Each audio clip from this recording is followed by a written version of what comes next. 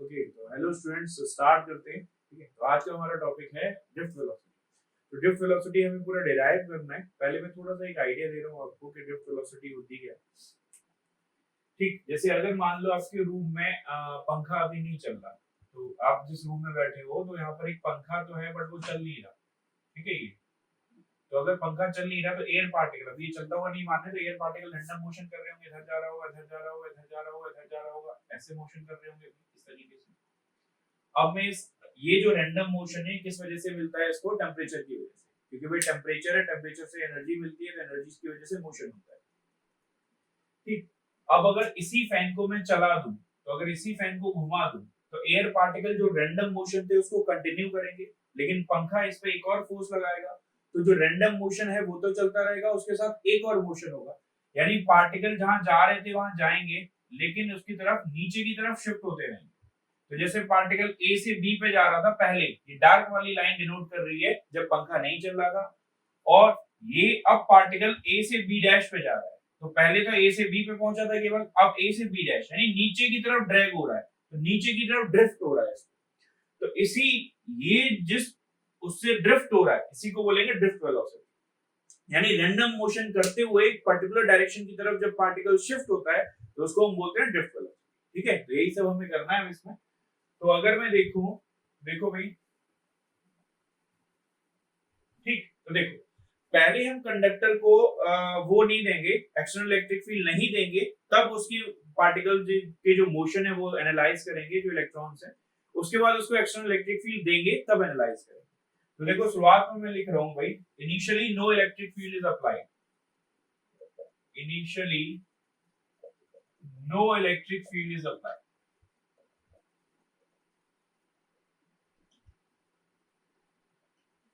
हमने शुरुआत में कोई इलेक्ट्रिक फील्ड अप्लाई नहीं किया, तो पार्टिकल जो बहुत सारे इलेक्ट्रॉन्स हैं, कंडक्टर के अंदर बहुत सारे इलेक्ट्रॉन्स हैं, उनका मोशन कैसा हो रहा होगा, रैंडम हो रहा होगा। एक इधर जा रहा है, एक इधर जा रहा है, एक इधर जा रहा है, ऊपर जा रहा है, नीचे जा रहा है, दाएं जा रहा है, बाएं जा रहा है, ये।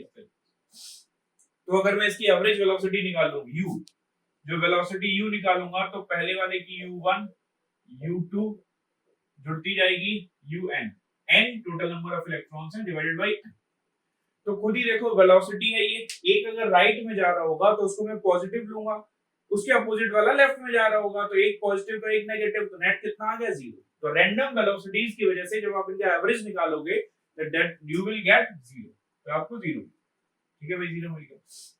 तो अभी हमने कोई इलेक्ट्रिक फील्ड अप्लाई नहीं किया था, अब ध्यान से समझना, ये तो हमें जीरो मिल गया। अगर अब मैं वो ड्रॉ कर रहा हूं, ठीक, एक पार्टिकल मान लो यहां से चलता है ए से पार्टिकल गया इधर, इधर, इधर, इधर, इधर, ऐसे जा रहा है। मान लो पार्टिकल रैंडम मोशन कर रहा है, ऊपर नीचे कहीं भी, तो पार्टिकल इस तरीके से मोशन कर रहा है, तो ये तो हो ही रहा है। अब मैं इसमें एक इलेक्ट्रिक फील्ड अप्लाई कर दे रहा हूं। अगर मैं इसमें एक इलेक्ट्रिक फील्ड अप्लाई कर रहा हूं इस तरह, तो इलेक्ट्रिक फील्ड इलेक्ट्रॉन्स पे फोर्स लगाता है, किस डायरेक्शन में फोर्स लगाता है, opposite to the electric field. ठीक है, तो इलेक्ट्रिक फील्ड जो है वो इलेक्ट्रॉन्स पे फोर्स लगाता है, तो इलेक्ट्रिक फील्ड अगर लेफ्ट साइड में है तो इलेक्ट्रॉन्स पे फोर्स, ये जो डार्क पोर्शन बना हुआ है, अभी हमने इलेक्ट्रिक फील्ड अप्लाई नहीं किया था, अब मैं जो नया फिगर बना रहा हूं उसमें इलेक्ट्रिक फील्ड अप्लाई कर रहा हूं। तो इलेक्ट्रिक फील्ड इलेक्ट्रॉन पे फोर्स लगाएगा तो पार्टिकल जो है वो रैंडम मोशन कंटिन्यू रखेगा और उसके साथ इलेक्ट्रिक फील्ड के अपोजिट मूव करने लगेगा। तो भाई इस तरीके से मूव करेगा इसे।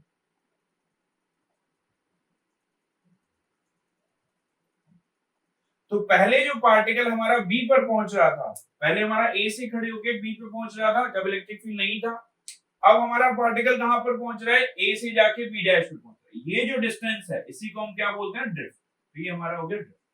तो वही हमने देख लिया। तो यानी इलेक्ट्रिक फील्ड के प्रेजेंस में ब्लैक लाइन से बना, सॉरी एब्सेंस में ब्लैक लाइन से बना हुआ इलेक्ट्रिक फील्ड जैसे ही लाया तो पार्टिकल एक तरफ शिफ्ट होने लगा, उसको बोलते हैं ड्रिफ्ट। अब हमें इस फिगर को जरूर बनाना, तो ये फिगर आपने बना लिया होगा। अब मैं थोड़ा फोर्सेस पे चलता हूं कि फोर्स कैसे लग रहा होगा, F equals Q into E।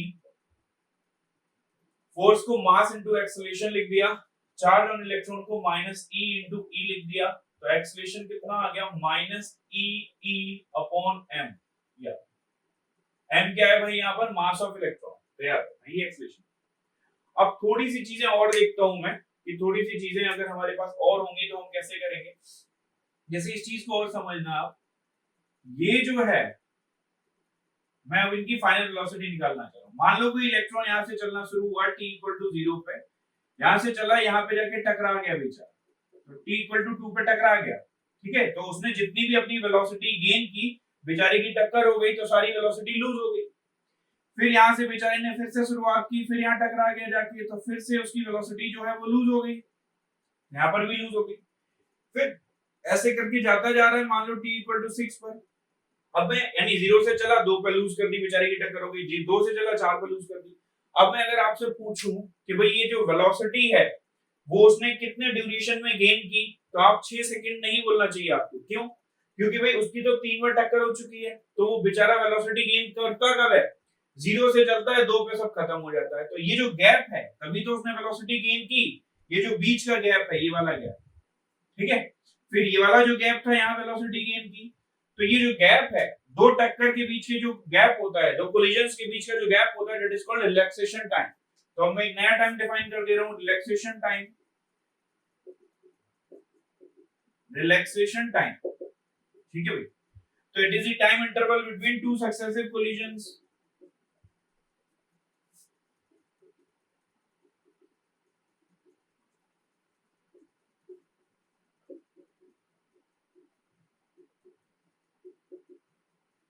successive collisions, it is the time interval between two successive collisions, ठीक है। तो भाई ये हमें पता चल गया। तो अब जैसे जैसे आप लोगों की क्लास लेते हो, आप लोग क्लास लेते हो, तो पहली क्लास हुई, उसके बाद दूसरी क्लास हुई, फिर तीसरी क्लास हुई, तो इनके बीच में जो गैप होता है, तो आपका रिलैक्सेशन टाइम हो गया time interval between two successive classes, ठीक है। अब ये अलग अलग इलेक्ट्रॉन का अलग अलग होगा, जैसे स्टूडेंट्स का भी अलग अलग होता है। कुछ वही क्लास शुरू हो गई फिर भी रिलैक्स कर रहे हैं, कुछ होते हैं एकदम क्लास, एक पहली क्लास खत्म हुई, दूसरी क्लास है, तुरंत तैयार हो गए, कुछ होते हैं ठीक है देखेंगे। सबका रिलैक्सेशन टाइम वही अलग अलग है। तो ऐसे ही इलेक्ट्रॉन्स हैं, सबके कोलिजन अलग अलग हो रहे हैं, तो ये वैल्यू याद रखना, मैं इसको हटा दे रहा हूँ।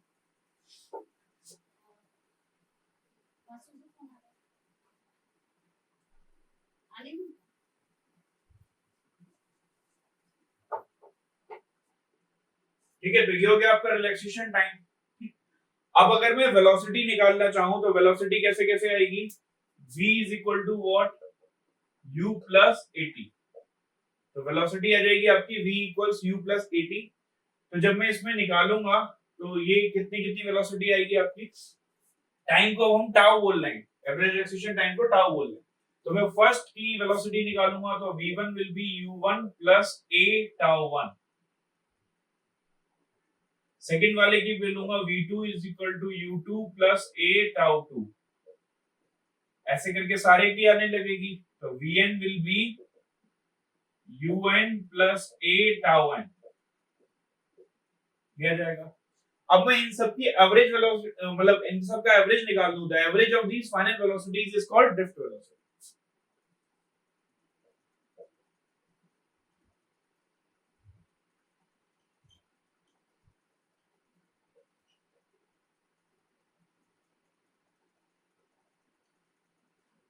The average of these final velocities is called drift velocity।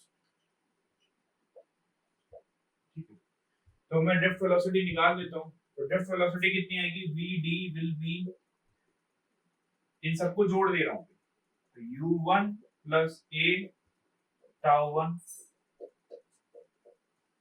u2 plus a tau 2, and it will go on up to un plus a tau divided by कितना। तो अगर मैं vd लिखूं, तो vd will be u1 वालों को एक तरफ ले लेता हूं, तो u1 plus u2 and it will go up to un। ठीक है, अब a tau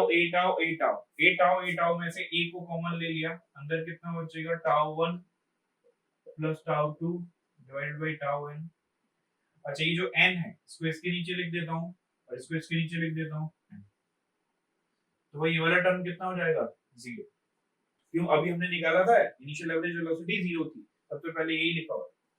तो हमारे पास vd कितना बचा, तो vd बचा a। अब क्वेश्चन है ये क्या बन गया भाई, ये सबका अलग अलग रिलैक्सेशन टाइम है, लेकिन tau 1 tau 2 up to tau 1 divided by n, तो ये हो गया एवरेज रिलैक्सेशन टाइम। तो इस वाले टर्म को मैं क्या बोल सकता हूं, this is average relaxation time.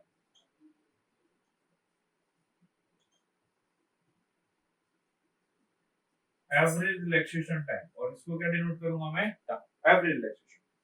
तो v equals a into tau, तो भाई ये मेरा आ गया। अब मैं चाहूं तो इसका फॉर्मूला डाल सकता हूं, तो vd इक्वल्स एक्सेलरेशन कितना था याद आया, ये रहा माइनस e by m, तो acceleration is minus e by m into tau. और यहाँ पर ये माइनस क्या इंडिकेट कर रहा है कि drift velocity is opposite to the, ठीक है भाई, तो ये होगा हमारा ड्रिफ्ट वेलोसिटी का पूरा डायरेक्शन। तो देखो अब हमें रिलेशन निकालना है between current and drift velocity. तो relation between current and drift velocity I and B.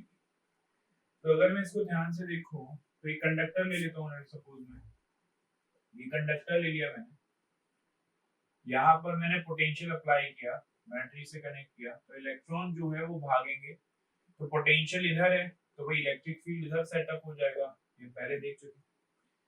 तो इलेक्ट्रिक फील्ड पे इलेक्ट्रॉन करेंगे, एक्चुअल में तो इलेक्ट्रॉन रैंडम मोशन कर रहे होते हैं, इधर उधर जा रहे होते हैं, बट रैंडम मोशन से हमें कुछ फायदा नहीं है, हमें तो ये पता करना है कि इलेक्ट्रॉन इधर कितनी देर में आएगा। तो इलेक्ट्रॉन जो इधर ट्रेवल करेगा वो स्पीड ड्रिफ्ट वेलोसिटी, तो हमने ड्रिफ्ट वेलोसिटी ले ली इसकी vd, लेंथ जो है वो इसकी कितनी ले ली l, ठीक है। अब कुछ टर्म्स में डिनोट कर दे रहा हूं, कुछ टर्म्स हैं, दैट इज n होते हैं हमारे number of electrons, capital N, small n हमारा होता है number of electrons per unit volume. क्या होता है भाई, number of electrons per unit volume, ठीक है। तो ये हमारा ये हो जाएगा, और हम इसको दूसरे सेंस में और करके number density of free electrons भी बोल सकते हैं, कि जहां भी इलेक्ट्रॉन्स की बात हो रही है तो वो सेल्फ अंडरस्टूड है, फ्री इलेक्ट्रॉन्स की बात हो रही है, तो number density of electrons.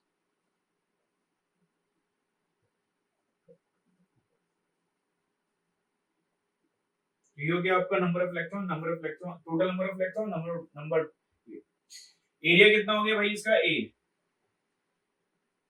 Area A है। तो अगर मैं रिलेशन निकालना चाहूं तो मुझे करंट चाहिए।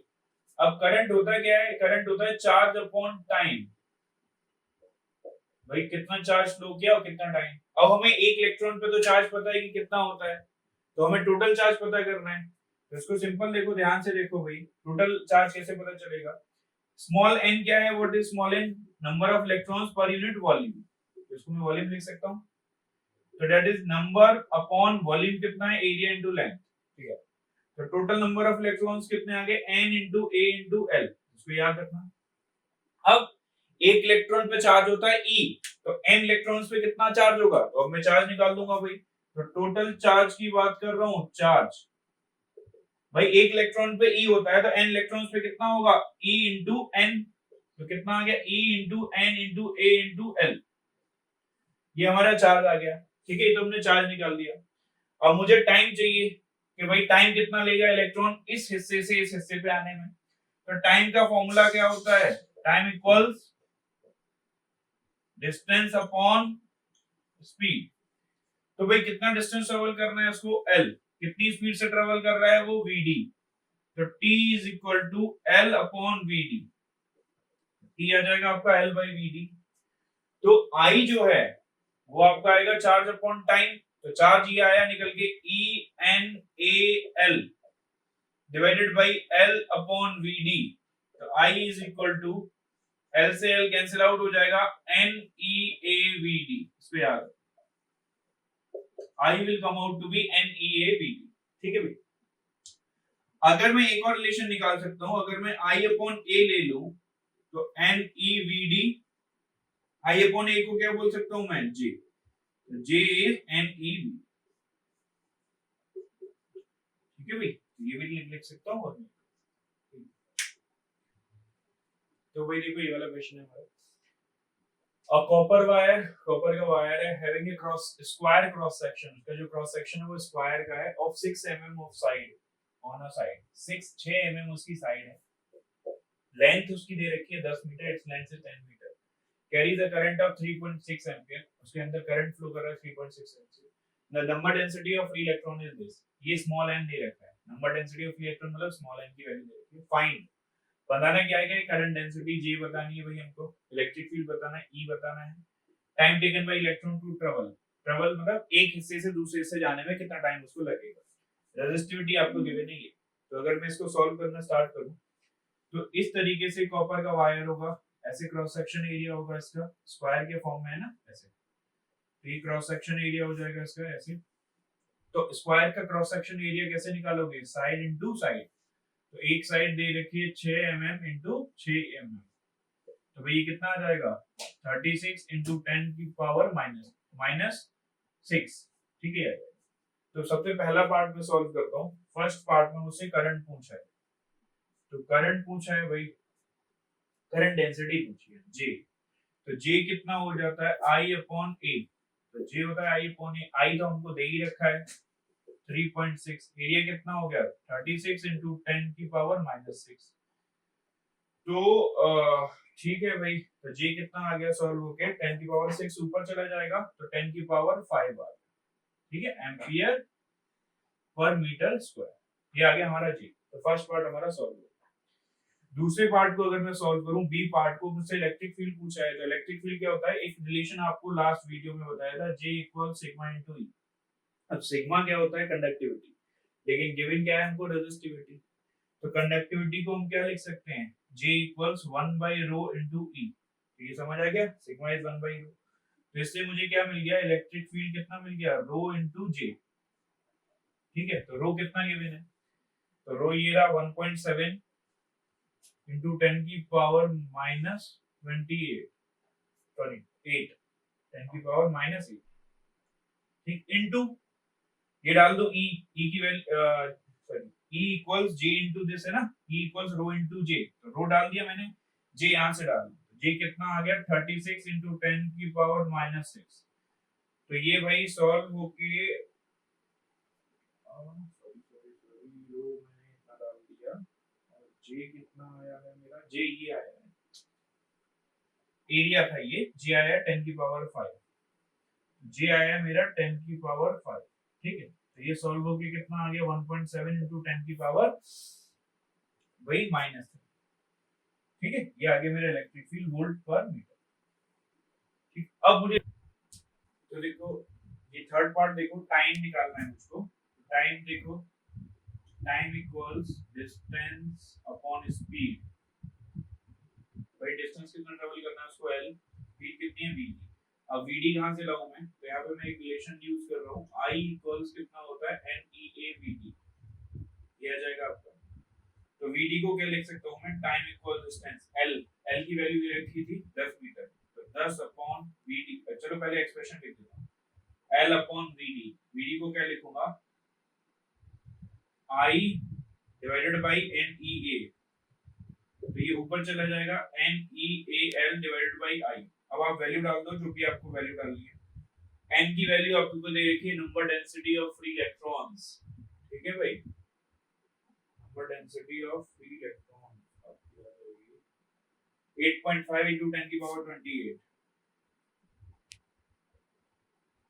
E 1.6 into 10 की power -90, area cross section area 36 into 10 की power -6, length 10 metre divided by आपका करंट, करंट कितना दे रखा था भाई 3.6, ये आंसर आ जाएगा 1.36 into 10 की पावर 6 सेकंड, ठीक है भाई, तो ये आपका आंसर जाएगा 1.36, ठीक है। तो ये क्वेश्चन, तो भी देखो ये वाला क्वेश्चन देखो, ये हमें एक कंडक्टर दे रखा है, इसमें करंट फ्लो इधर से एंटर हो रहा है, इधर से बाहर निकल रहा है, क्रॉस सेक्शन एरिया 1 दे रखा है, यहाँ पर current I1, area A1, drift velocity VD1, current density J1, cross section area 2 यहाँ से बाहर निकल रहा है, current I2, area A2, drift velocity VD2, current density J2। अब हमें इनके बीच में रिलेशन बताना है, find relation between I1 I2 J1 J2 and VD1 VD2। Relation in the sense हमें सिर्फ ये बताना है कौन बड़ा होगा कौन छोटा होगा।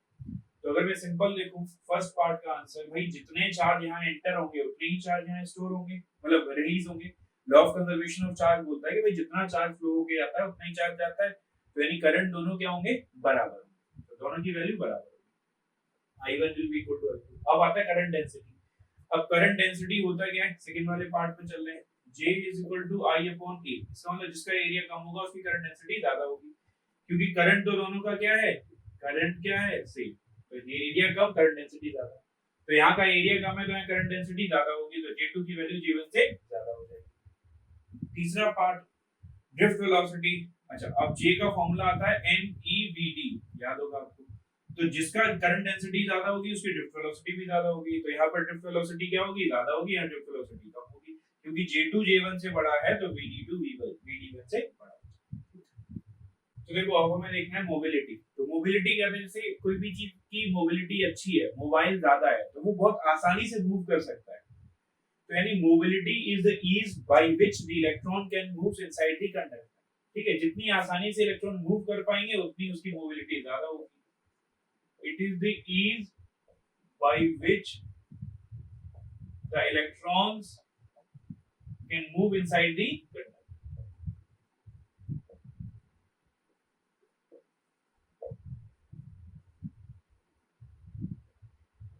इसको डिनोट करते हैं म्यू से, इसका फॉर्मूला होता है VD अपॉन E। ऐसा ही स्केलर क्वांटिटी है, ठीक है, और ऐसा ही यूनिट कितनी हो जाएगी, ये आपको पता है, VD की मीटर पर सेकंड और इलेक्ट्रिक फील्ड की न्यूटन पर कूलम, उसी से आप निकाल दोगे इसको।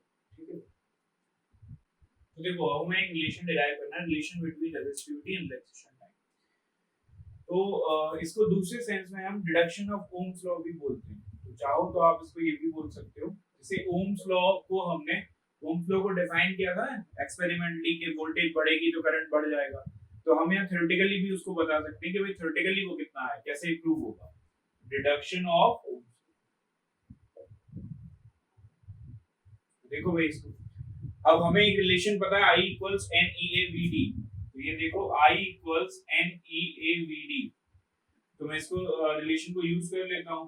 NEAVD का फॉर्मूला आपको पता है EE टाउ बाई M, इसको याद ना हो वो भाई इधर देख लो, VD का फॉर्मूला हमने लिखाया था EE टाउ अपॉन M, ये वेक्टर फॉर्म में था, तो माइनस इंडिकेट क्या कर रहा था, माइनस इंडिकेट कर रहा था कि ड्रिफ्ट वेलोसिटी इलेक्ट्रिक फील्ड के अपोजिट होगी, तो मैं VD की सिर्फ वैल्यू लिख रहा हूँ EE टाउ अपॉन M, तो I इक्वल्स कितना आ जाएगा NE square A tau upon M, और E को अलग लिख दिया, ठीक है, इलेक्ट्रिक फील्ड। अब इलेक्ट्रिक फील्ड को मैं फर्दर क्या लिख सकता हूँ, electric field can be written as V by L, electric field को लिख दिया मैंने V by L, तो I will come out to be what, N square A tau upon M into V by L। ठीक है भाई, ये आ गया, तो अब अगर मैं इसको थोड़ा क्रॉस मल्टीप्लाई कर दूं तो V will be